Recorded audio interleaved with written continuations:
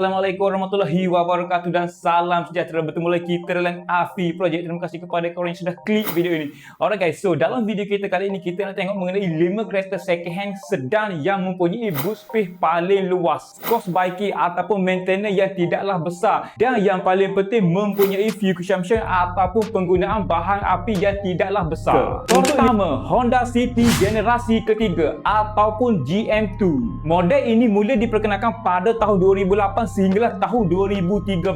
Sepanjang pengeluaran Honda City generasi ketiga ini, kalau tak silap saya, hanya satu varian enjin saja yang masuk untuk pasaran negara kita, iaitu 1.5 liter iVTEC. Honda City daripada generasi ketiga ini terkenal dengan panggilan Honda City TMO. Tapi nama ini bukanlah rasmi untuk Honda City daripada generasi ketiga ini.